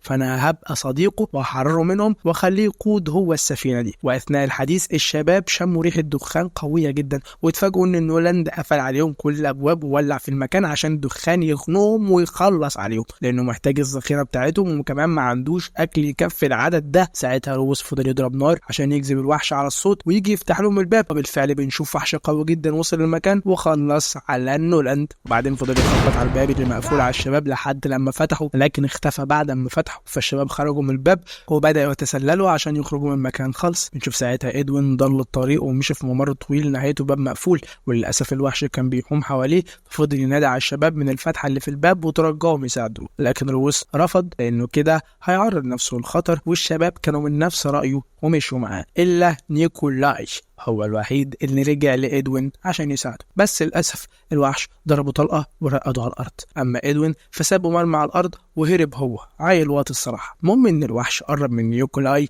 عشان يخلص عليه، أم نيكولاي مفجر قنبلة والمكان انفجر بالكامل. وقتها بنشوف الشباب خرجوا من المكان قبل الانفجار بثواني حرفيا، وكانوا فاكرين إن خلاص الدنيا هتحلو والوحش اتقتل في الجو، ولكن اتفاجئوا إن الوحش خارج زي ما هو وهجم على ستانز. فستانز فضل يطعنه بالمطوة اللي معاه وشتت انتباه الوحش على ما الشباب يهربوا، وفعلا ده اللي حصل. بس للاسف الوحش خلص على ستانز وراح يكمل على بقيه الشباب. وقتها بنشوف الشباب في قلب الغابه وهانزو طلب منهم يمشوا هم وهو استنى الوحش لوحده. اول لما الوحش وصل هانزو بدا يقتله بالسيف كده، وكذلك الوحش استخدم السيف في المعركه دي. حصل بينهم شويه اكشن كده وفي النهايه الاثنين خلصوا على بعض. اما الشباب فبيكونوا في طريقهم للوحش المربوط في الشجره عشان يساعدهم في قياده السفينه الفضائيه، ولكن في السكه ادوين داس على فخ واتصاب اصابه شديده في رجله. روس طبعا عنده مبدأ واحد، نفسي ثم نفسي ثم مش مهم اي حد، ورفض ياخد ايدون معاهم عشان هيبطئ حركتهم. ولكن ايزابيل رفضت تسيب ايدون لوحده وقالت له اسبق انت واحنا هنحصلك. وبالفعل روس راح هو الوحش وايزابيل وايدون مشوا وراه ولكن ببطء، ولسوء حظهم وقعوا في فخ عباره عن شبكه. بنشوف وحش من الوحوش سحبهم وحدفهم جوه حفره كده. في الوقت ده بيكون روس حرر الوحش وفكه من الشجره وقال له عارف انك هتفهمني، انا معاك وهحميك لحد لما نوصل للسفينه. قبل ما يتحركوا من مكانهم. وصل الوحش القوي هجم على الوحش الضعيف، والاتنين طحنوا بعض شويه. وقتها روس استغل الخناقه دي وجري على السفينه وشغلها هو وبدا يتحرك من مكانه. اما بقى الوحش القوي فبنشوفه قطع رقبه الوحش الضعيف وخلص عليه، وبعدين انتبه للسفينه انها بتتحرك، قام مظبط القنبله اللي في ايديه وبوم فجر السفينه قبل ما تطلع بره الكوكب. الجانب الثاني بنشوف ادوين غفل ايزابيل وجرحها بالسكينه اللي كان عليها السائل السام بتاع الزهره، وقال لها ما تخافيش مش هتموتي، انت بس هيحصل لك شلل مؤقت. وقال لها انا مستغرب انتوا ازاي ما كشفتوش ان انا واخد اوامر اجيبكم هنا عشان نعمل عليكم تجارب ونشوف حياه الوحوش وتعاملها مع البشر عامله ازاي، وكمان في هنا مواد سامه نقدر نستخدمها كاسلحه. طبعا هو بيقول الكلام ده وكشف نفسه لان ايزابيل تقريبا فقدت وعيها. وقتها بنشوف روز خرج من السفينه سليم ووصل عند الحفره عشان ياخد الشباب ويكملوا في طريقهم سوا. وما شدهم من الحفره ادوين قال له الوحش ادى لايزابيل حاجه كده ما اعرفش هي ايه، فروز اخدها وحطها على الارض وقال لها شفت وقفتك مع الناس وصلتك لايه. هنا بنشوف ادوين جاي من وراه عشان يطعنه بالسكينه هو كمان، ولكن روز كان منتبه ليه جدا ومسك ايديه وقام راشق السكينه في رقبه ادوين وخلص عليه. وبعدين قرر يعمل فخ الوحش وقام مولع نار بشكل دائري واستخبى في مكان مستني الوحش يوصل. فعلا وصل الوحش، لقى ادوين نام على الارض على وشه، وما قرب منه وشده اكتشفنا ان روز حاطط شويه قنابل على صدره، ومجرد ما اتحرك القنابل اللي انفجرت والوحش اتأذى منها بشكل كبير. وبرغم كده جري على روز عشان يخلص عليه، ولكن روز استغل ضعف قوته فضل يضربه بالبلطة على راسه، وبرضه الوحش ضربه ضرب عنيف وكان على وشك انه يخلص عليه. ولكن ايزابيل برغم ان حركاتها بقت تقيله لانها مسكت البندقيه وضربت الوحش طلقه في صدره. ساعتها السكينه بتاعته وقعت على الارض، فروز اخدها وفضل يطعنه في كل جسمه وكمان قطع راسه وخلص عليه. على تاني يوم بنشوف روز وايزابيل قاعدين جنب بعض وحالتهم صعبه جدا. فجاه كده شافوا شويه باراشوتات نازله من السماء وفهموا ان دول ضحايا جديده الحكومه بتضحي بيهم عشان اغراضهم ومصالحهم. هنا روز اخد ايزابيل وقال لها يلا بينا نشوف اي وسيله نخرج بيها من الكوكب ده. هو مصمم انه ما يستسلمش وطالما عنده اراده اكيد هيوصل لهدف. نخش بقى يا صديقي على الجزء اللي نزل سنه 2018 واللي بتبدا احداثه بظهور النقيب كوين ماكينا. هو في مهمه تحرير رهائن امريكان في المكسيك، هو واثنين من الجنود اللي بيكون هو قائدهم. اثناء تنفيذ المهمه دي بنشوف سفينه فضائيه حصل فيها خلل وهبطت في المكان بشكل عشوائي، وبسبب كده حصل شويه انفجارات واشخاص كتير اتضرروا. ولكن كوين ما حصلوش اي حاجه. لما قرب من السفينه وفتح الباب لقى اثار دم غير بشري لان الدم لونه اخضر، وكمان لقى القناع والمعصم المجهز بالاسلحه الخاصه بالوحش المفترس الفضائي. وسريعا كده كوين فهم ان الحاجات دي تخص كائن فضائي لان مفيش اي انسان بيستخدم سلاح بالتقنيه دي، وقرر انه ياخد القناع والمعصم كدليل اثبات ان في كائن فضائي موجود على الارض. ساعتها وصل الجندي دوبري للمكان وتاكد ان القائد بتاعه بخير، وبدا يتواصل مع هاينز زميله عشان يعرف موقعه فين. ولكن فجاه كده لقوا جثه هاينز متعلقه في حبل على الشجره وجنب منه الوحش المفترس. فبسرعه كده كوين ودوبري ضربوا نار على الوحش، لكن الوحش قادر انه يختفي ومحدش بيعرف يحدد مكان، فبالتالي ما قدروش يخلصوا عليه. اما الوحش فخلص على دوبري هو كمان وبعدين اختفى تاني. بالنسبه لكوين فاخد القناع والمعصم وهرب من المكان بسرعه، وفي السكه كده داس على زرار موجود في المعصم بتاع الوحش، وفجاه لقى كوره معدنيه كده نزلت من جراب موجود في المعصم. فكوين اخد الكوره واحتفظ بيها وكمل في طريقه. وقتها بنشوف طياره هليكوبتر خاصه بالحكومه الفيدراليه وصلت المكان، وبينزل منها المحقق ويل وامر الجنود يفتشوا على الوحش لحد لما يلاقوه، وقال لهم خلوا بالكم لانه قوي جدا. على تاني يوم بنشوف كوين دخل قهوه كده وطلب من صاحب القهوه يبعت الشنطه اللي فيها متعلقات الوحش على عنوان بيته في امريكا. فصاحب القهوه رفض الطلب ده، قام كوين استخدم الكوره المعدن اللي معاه واختفى تماما، وبعدين ظهر تاني وقال للراجل هتعمل اللي قلت لك عليه ولا خلص عليك؟ فالراجل خاف من المنظر اللي شافه وقرر ينفذ له طلبه. على الجانب التاني بنشوف الطفل روري ابن كوين وهو في المدرسه. بنعرف ان عنده توحد وبينزعج جدا من الاصوات العاليه، عشان كده زمايله بيتعمدوا يضايقوه ودايما بيشغلوا صفاره الانذار عشان يضحكوا عليه. رغم ان التوحد ده مرض وليه سلبيات، لان في مميزات تانية، وهي ان المريض التوحد ده صديقي بيكون ذكي جدا جدا جدا وبيفهم في كل حاجه حرفيا زي روري كده. المهم ان بعد ما روري خرج من المدرسه ورجع البيت لقى مامته ايميلي سايباله رساله انها النهارده هترجع من بره متاخر. وقتها وصل ساعي البريد وسلم لروري صندوق كده، وروري تخيل ان الصندوق ده فيه لعبه الفيديو جيم اللي هو طلبها من على الانترنت، واستلم الصندوق من الراجل على هذا الاساس. في نفس الوقت ده بنشوف قوه من الحكومه الفيدراليه بتستدعي الدكتوره دكتورة كاسي للمختبر العلمي الخاص بالمكتب الفيدرالي في مهمة عاجلة. هو بنعرف ان كاسي دكتورة في علم الأحياء، هم ركبت معاهم العربية المحقق يسلمها ملف اسمه مراقبة النجوم، وقال لها ان في وحوش فضائية بتهبط على الأرض من وقت للتاني، وإن أول مرة نزلوا الأرض كانت سنة 1987، تاني مرة كانت سنة 1997، وطبعا ما حدش يعرف اللي حصل سنة 1917 زي ما قلت لكم قبل كده، لأن الجزء بتاع بريديتور اللي هو 2022 ده أما نزل بعد أحداث الأجزاء دي كلها، ولكن كان بيحكي أحداث قبل الأجزاء دي كلها. فمن الآخر هم ما عندهمش علم باللي حصل سنة 1917 اللي هو أول جزء في السلسلة يعني. المهم بيقول إن الكائنات دي اتسببوا في قتل كتير من البشر، وحاليا نزولهم من الأرض بيحصل بشكل متكرر، محتاجين نعرف هم مخلوقين من ايه عشان نعرف مدى قوتهم ونتعامل معاهم. بعدها بنشوف الحكومة الفيدرالية قبضوا على كوين واتهموه انه خاين وقتل زمايله اثناء المهمة، برغم ان كوين قال لهم ان اللي قتلهم وحش فضائي، الا انهم ما صدقوش برغم انهم عارفين ان اللي عمل كده هو الوحش، ولكن هم بيغطوا على الموضوع عشان مش عايزين حد غيرهم ياخد خبر بوجود الوحش ده على كوكب الارض لاغراض سياسية. بعد ما انتهى التحقيق اخدوا كوين على اتوبيس في مجموعة من الجنود السابقين، وبرضه متهمين في شوية تهم كده، وكلهم كده مترحلين على السجن عشان يقضوا فترة العقوبة اللي اتحكم عليهم بيها. والجنود هم ويليامز، نيتلز، باكسلي، كويل، لينشن. واول لما كوين شرف الشباب سالوه قال انتوا ايه؟ قال لهم ان هم اتهموني ان انا قتلت زمايلي. قالوا لهم امال مين اللي قتلهم؟ قال لهم وحش فضائي. طبعا الشباب اعتبروه مجنون وفضلوا يتريقوا عليه. بنروح بعدها للروري وبنشوف فتح الصندوق اللي فيه اللعبه، ولكن بنكتشف ان جوه الصندوق القناع والمعصم بتوع الوحش اللي كوين بعتهم في طرد. طبعا روري انبهر بالحاجات دي وبدا يكتشفهم، وفصل قطعه كده من المعصم وشغلها، وبنشوفها عباره عن GPS وفتحت قدامه خريطه. بنلاحظ ان الولد ركز جدا في الخريطه ومهتم يعرف ايه ده بالظبط. على الجانب التاني بنشوف دكتور كاسي وصلت المختبر بالسلامه، واستقبلها الدكتور تشون وعلى طول اخذ على الغرفه اللي موجود فيها الوحش. وبنعرف ان الحكومه الفيدراليه اتمكنوا من الحصول على الوحش، وكمان خدروه وعملوا له شويه تحاليل. وبنشوف المحقق ويل بدا يشرح الموضوع لكاسي بمنتهى البساطه. قال لها احنا لقينا الوحش في كبسوله في غابات المكسيك، ولكن ما لقيناش السفينه اللي هبط بيها على الكوكب، واما جبناه هنا عملنا له تحاليل واكتشفنا يا صديقاتي ان الحمض النووي بتاعه عباره عن هجين مختلط من فصيلته ومن فصيله البشر. وحاليا عاوزين نعرف عمليه التهجين دي تمت ازاي، هل عن طريق الزواج بين الجنسين او عن طريق تاني، وده حضرتك هتعرفوا لنا بعد ما تعملي ابحاثك وتكتشفي السر. ساعتها كاسي بدات تتفرج على صور ومعلومات خاصه بالوحش ده، ومن ضمن الصور شافت صوره كوين وسالته مين ده، فويل قال لها ده اول شخص تواجه بالوحش وحصل بينهم تبادل لضرب النار. قالت له ممكن اشوفه عشان اساله شويه اسئله؟ قال لها وحاليا بيخضع لفحص طبي، بس اوعدك هخليك تقابليه وما يبقى الدنيا معاه تمام. وبالفعل بدا كاسي شغلها فورا، ولكن حصل اللي ما كانش يخطر على بالهم. للاسف يا صديقي الوحش فاق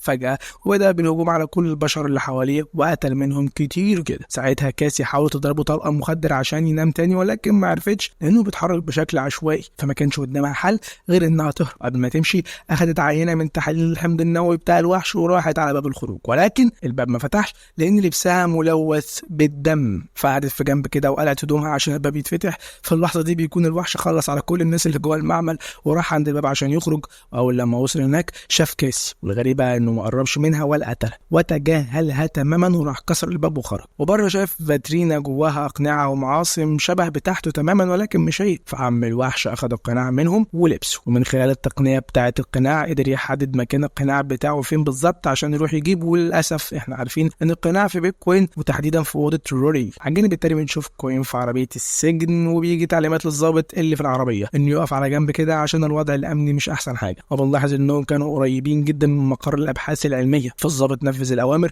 ووقف مكانه. هنا الشباب شافوا الوحش خرج من المبنى وكانوا في ذهول ومش مصدقين ان اللي شايفينه ده بجد، ولكن كوين قال لهم ده بجد فعلا، ولو فضلنا قاعدين كده هيهجم علينا ويخلص علينا. فالشباب اقتنعوا بكلامه وافتعلوا مشكله كده عشان الضباط تيجي تفضها. هوب الشباب هجموا على الضباط واخدوا اسلحتهم وحدفوهم بره العربيه واخدوهم من العربيه ومشوا من المكان. ساعتها بنشوف كاسي بتجري ورا الوحش على كوبري كده خطوه بخطوه عشان تضربوا طلقه المخدر، وطبعا الشباب كانوا ماشيين بالعربيه جنبهم ومراقبين الوضع. وكان عاده كاسي ما عرفتش تضربه بالطلقه، اما الوحش فنط من فوق الكوبري ونزل على الارض. فكاسي نطت وراه ونزلت فوق سقف العربيه بتاعت السجن وجت تضرب طلقه عليه، قامت الطلقه جت في رجليها وما شاء الله عليها خدرت نفسها بنفسها. ساعتها كوين ضرب نار على الوحش كتير جدا، ولكن يا صديقي الوحش حدف شفره كده على كاوتش العربيه وجابها الارض. وقتها الشباب نزلوا كلهم العربيه وهربوا لان الحكومه الفيدراليه كانت بتلاحقهم. واثناء اختفائهم بنشوف جندي وصل عند كاسي، نعرف انه واخد اوامر من ويل انه يقتلها ويجيب عينة الحمض النووي اللي سرقتها. لكن بنشوف كوين وصل المكان وهو راكب موتوسيكل وخبط الجندي ده وخلص عليه، وبعدين اخد كاسي من على الارض وهربوا من المكان هو والشباب قبل ما يتقبض عليهم. في نفس الوقت ده بنشوف وحش تاني ضخم حبتين خرج من سفينه فضائيه ومعاه كلاب مفترسه وبدا يتجول في الشوارع بالنسبه للشباب. فبنشوفهم استخبوا في بيت كده واستنوا كاسي على ما تفوق. بعد ما فاقت بنشوفها خايفه منهم جدا وحاولت انها تهرب، ولكن كوين بلغها انها لو خرجت من هنا هتموت. ليه بقى؟ لان الحكومه الفيدراليه عاوزه تختلها بسبب سرقتها الحمض النووي. وقال لها انت عرفت ايه تاني؟ عايزين يقتلوك عشان ما حدش يعرفه. قالت له عرفت ان الوحش ده متهجن وكنا لسه هنكمل ابحاث عليه. قال لها عموما انا كمان عرفت حاجات ما كانش لازم اعرفها وكانوا عاوزين يحبسوني، بس انا بقى احتفظت بالقناع بتاع الوحش عشان يبقى دليل في ايدي. قالت له يخرب بيتك انت معاك القناع بتاعه؟ ده كان بيفتش على القناع جوه المعمل برغم ان كان فيها قناع تانية ولكنه ما لبسهاش، وتقريبا قدر يوصل لمكان القناع بتاعه وخرج عشان يجيبه. قال لها حلو قوي، انا دلوقتي عرفت هلاقي الوحش فين، اكيد هيروح البيت عندي عشان ياخد القناع ولازم نسبقه قبل ما يهجم على البيت. وبالفعل يا صديقي الشباب اخذوا بعضهم وراحوا بيت كوين عشان ياخدوا القناع، ولكن ايميلي زوجة كوين قالت له ان روري لبس القناع وخرج عشان يحتفل بالهالوين. فسرعان كده يا صديقي الشباب اخذوا بعضهم وخرجوا بسرعه يفتشوا على روري قبل ما الوحش يلاقيه ويخلص عليه. وقتها بنشوف روري لابس القناع وبيتمشى في الشارع زي بقيه الاطفال، وكالعاده الاطفال فضلوا يتنمروا عليه بسبب مرضه. ولان روري اتضايق وزعل بنلاحظ ان القناع ضرب نار على واحد من الاطفال بشكل تلقائي. ساعتها الشباب اخذوا بالهم من الحادث ده وفهموا ان روري متورط في مصيبه، فاخذوا بعضهم وجريوا على مكان الحادث. وقتها بنشوف روري رمى القناع على الارض واخذ بعضه وراح الحديقه وهو خايف وكان متوتر جدا. وسوء حظه بيلاقي الكلاب المفترسه هجمت عليه جوه الحديقه، لكن كوين والشباب وصلوا في الوقت المناسب وقتلوا كلب منهم والتاني اتصاب من خوفه وهرب منه. وبعد ما الدنيا هديت كوين بدا يطمن على روري ويتاكد انه بخير. وقتها بيكبس عليهم الوحش ومسك نيتلز عشان يقتله، فالشباب ضربوا النار على الوحش وخلصوا نيتلز منه وبعدين جريوا كلهم. وبنشوف كوين وكاسي وروري دخلوا استخبوا جوه المدرسه، اما الوحش فدخل وراهم واصطاد كوين وكان على وشك انه يقتله، ولكن الوحش الضخم وصل ساعتها وشد الوحش الصغير وطحنه ضرب حرفيا وخد وهات وخد وهات كده لحد لما خلص عليه. وقتها الشباب استغلوا الموقف واخدوا العربيه وهربوا من المكان. بالنسبه للوحش الضخم فبعد ما خلص على الوحش التاني بعت رساله للقائد بتاعه وقال له انا قتلت الخاين وحاليا انا هفتش على الحمول المتهربه. جاله الرد من القائد وقال له عاش، وبالمره ما تنساش تجيب معاك القائد البشري. بنلاحظ انه يقصد الطفل روري ان هو القائد يعني. بالنسبه للشباب فبنشوفهم راحوا استخبوا جوه بيت مهجور كده. وقتها ويل وجنوده اقتحموا البيت عشان يستجوبوا الشباب ويعرفوا منهم الوحش الضخم مكانه فين. بنشوف ويل استجوب كاسي لوحدها، فكاسي قالت له ممكن تفهمني الوحش الاول نزل الارض ليه اصلا؟ قال لها يا ست الوحش ده نزل الارض بسفينه فضاء مسروقه وكان معاه حموله كده وتقريبا يعني فيها فائده للجنس البشري كله، والحوار ده زعل فصيله الوحوش الثانيه اللي هي الضخمه وعشان كده بعتوا وحش منهم عشان يخلص عليه. قالت له طب ايه الحمول اللي ممكن تفيد البشر؟ قال لها مش عارف. طب الفصيله الثانيه حاولت تمنعه ليه؟ قال لها بصي الموضوع باختصار ان الجنس البشري قرب ينقرض بسبب الخلل المناخي، والوحوش دي بتعمل عمليات تهجين من البشر عشان يعملوا من نفسهم نسخ جديدة متطورة عشان يقدروا يعيشوا على كوكب الأرض بعد انقراضنا ويستحملوا التغيرات المناخية كمان. تقريبا الوحش اللي اتقتل ده كان جايب لنا وسيلة تخلينا نوقف الإجرام اللي هم بيعملوه. على الجانب التاني يا صديقي بنشوف كوين بيطحن ضرب والجنود بيسألوه عن المعصم بتاع الوحش اللي هو سرقه، وبنلاحظ ان كوين ما جاوبش على أسئلتهم برغم البهدلة دي كلها. أما روري فبيكون يا صديقي قاعد مع جندي كده وعمال يرسم خريطة شبه الخريطة اللي شافها على المعصم بتاع الوحش. فالجندي لاحظ ان الولد ده عارف حاجة مهمة، فبسرعة كده ويل قعد مع الولد ده وفهم منه ان الخريطة اللي رسمها دي فيها موقع السفينة الفضائية بتاعة الوحش. فويل ما كدبش خبر، اخد روري عشان يدله على مكان السفينة ويعرفوا الوحش ده كان جايب معاه ايه يفيد البشر. بالنسبة لكاسي وكوين ويليامز فويل امر رجالته يخلصوا عليهم، لكن الشباب عملوا معاهم الواجب الصراحة وخلصوا على الجنود وخرجوا من البيت بسلام. وقتها بنشوف لينش وكويل ونيتلز وباكسلي سرقوا طيارة حربية كده واخدوا بقية الشباب وتتبعوا ويل عشان ينقذوا روري. على الجانب التاني بنشوف روري وصل ويل وجنوده لحد السفينة بتاعت الوحش فعلا، وبنشوف ويل وزميله دخلوا جوه السفينة صديقي مع رودري عشان يكتشفوها، وبره جنوده كانوا بيظبطوا شوية أجهزة كده لفك الشفرات وتعريف وترجمة لغة الوحوش. المهم ساعتها بنشوف كوين اقتحم السفينة وهو مختفي لأنه استخدم الكرة المعدنية بتاعت الوحش وقام خلص على زميل ويل. وبعدين أخد ويل وخرج من السفينة وقال له خلي جنودك يرموا لمصلحته. اثناء الاحداث دي بنشوف الوحش الضخم وصل المكان وخلص على لينش، وبسبب صرخة لينش كل الموجودين انتبهوا، وللاسف الوحش دور فيهم كلهم الضرب، وخد وهات وخد وهات، وضربه منه على ضربه منهم، وطحنوا بعض حرفيا. الوحش بقى بعدها دخل جوه السفينه وبدا يكلم الشباب عن طريق تقنيه الترجمه، وقال لهم انا جيت هنا عشان ادمر السفينه لانكم مستحيل تاخدوها، لو عايزين تهربوا اهربوا، انا بس عاوز شخص واحد منكم هو قائدكم ماكينه وهجيبه، يعني هجيب. هو طبعا يقصد روري، ولكن كوين تخيل انه يقصده هو لانه قال له ماكينه وما حددش مين فيهم. هنا كوين ادى روري الكره المعدنيه وقال له لو حسيت بالخطر استخدمها عشان تختفي. الوحش بقى كمل كلامه وحذرهم انهم يخلوا المكان حالا لانه هيفجر السفينه، وبالفعل ظبط المتفجرات وبدا العد التنازلي. ساعتها ويل وجنوده انضموا لكوين وفريقه وبقوا كلهم ايد واحده عشان يخلصوا على الوحش المفترس ده، وبالفعل اخذوا بعضهم وبعدوا عن السفينه من هنا، والوحش خرج من السفينه وفجرها من هنا.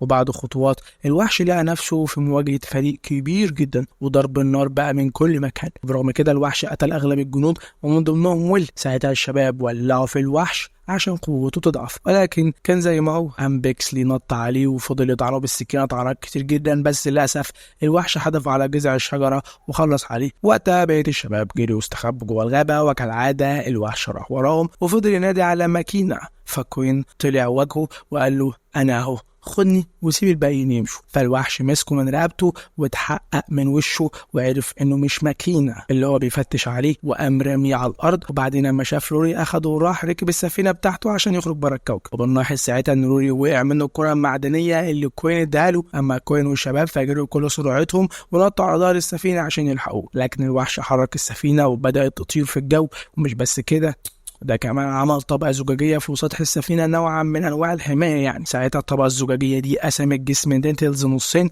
وللأسف مات في لحظتها. أما كوين بقى فاتحبس فوق سطح السفينة وتحت طبقة الزجاج، وبالنسبة لويليامز فبيكون فوق سطح الطبقة الزجاجية وعلى وشك السقوط. وبما إنه كده كده كده كده ميت، فقام حادف نفسه جوه محركات السفينة عشان يسبب فيها عطل وتقف. بالفعل هو ده اللي حصل، السفينة اختل توازنها وقعت في النهر. بعدها بقى بنشوف الوحش خرج من السفينة وكوين هجم عليه بالضرب. الوحش هو كمان ضربه. فجأة كده ظهرت كاسي من العدم لأنها كانت مختفية بالكرة المعدنية اللي على الأرض. المهم إن ست البنات هجمت على الوحش وطعنته بالسكينة طعنات كتير جدا في راسه، وبنلاحظ إن الطعنات دي ضعف قوته بشكل كبير، وده بيخلي كوين يتمكن منه اكتر. وفصل ايديه عن جسمه، وبعدين اخذ السلاح اللي موجود في ايديه وضربه بيه، وكمان كسف فجرته بقنبله، واخيرا الشباب خلصوا عليه. بعد فتره بقى من كل ده بنشوف كوين رجع لوظيفته تاني، ومش بس كده ده روري هو كمان اتوظف في القسم التكنولوجي بسبب ذكائه الخارق. وقتها بنشوف كوين في معمل الابحاث العلميه، وفي دكتور بيفكروا بموضوع السفينه الاولى اللي كان عليها شحنه جايبها الوحش الاول للبشر،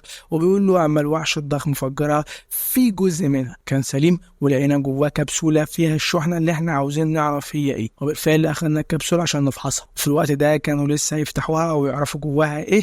اول لما اتفتحت لقوا جواها جهاز غريب كده، والاغرب ان الجهاز ده هجم على دراع الدكتور وبدا يتوغل في كل جسمه وحوله لوحش. والله اتحول لوحش، ولكن في اقل من دقيقه الجهاز رجع قطعه صغيره تاني، والدكتور ما حصلوش اي حاجه. وبنفهم ان دي مجرد بدله مجهزه باعلى التقنيات عشان اما البشر تستخدمها تبقى قوتهم في نفس مستوى قوه الوحوش ويقدروا يواجهوهم. وبنلاحظ ان كوين كان مبسوط جدا بالحوار الجامد ده، لان اكيد هجمات الوحوش ما انتهتش على كده ولسه في معارك كتيره جايه. لحد هنا يا صديقي بتنتهي احداث السلسله بالكامل. اخيرا انا صوتي يعني ضعف حرفيا من كتر الكلام. ما تنساش يا صديقي تعمل لك اشتراك وفعل الجرس عشان Alien vs Predator اللي هو الفضائي ضد المفترس. يعني هم عباره عن فيلمين ان شاء الله هينزلوا الفيديو الجاي، يعني ان شاء الله بدون مقاطعه هينزلوا الفيديو الجاي، ويبقى كده خلصنا Alien وبريديتور وإليان vs Predator. يبقى السلسله والعالم كله تم ترخيصه بالكامل ما عدا Alien Romulus اللي خلاص هينزل يعني كمان كام يوم اونلاين بجوده عاليه باذن الله،